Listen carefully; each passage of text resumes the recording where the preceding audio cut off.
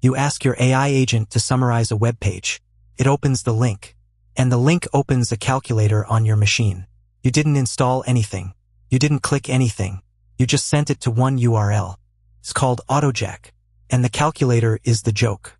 Could have been anything. Plot twist. The people who found this are Microsoft. Their own researchers broke their own tool, AutoGen Studio, the open source UI for Microsoft's multi-agent framework. No active attacks in the wild. Just a POC and a warning. Refreshing, honestly. Here's the trick. The local service trusted anything from localhost. The classic, only my own machine can talk to me check. Built to stop a random website. But the agent runs on your machine. So whatever page it opens is localhost. The internet just got a free pass. A page on the open internet, rendered by a local agent, runs a command under your account. No password. No login. A planted link or a prompt injection is the whole trigger. Now breathe. If you just pip install AutoGen Studio, you get the stable build with no MCP route, you're not affected. This needs the MCP path wired up.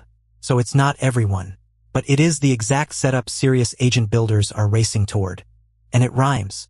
ChatGPT turned page summaries into phishing. Semantic kernel had its own localhost RCE. Last week, Amazon Q. Same soft spot every time.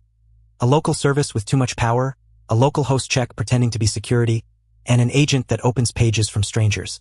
Patch one tool, the pattern stays. Fix is boring and right. Stop treating localhost as a trust boundary. Authenticate the control plane, allow list what can run, and don't give the agent your own identity. Once it can browse the web and reach privileged local services, localhost means nothing. If your agent can open the web and run code, keep them apart. And if this saved you a breach, subscribe. Every week we break down another way agents get owned. Hit that subscribe button. Thanks for watching.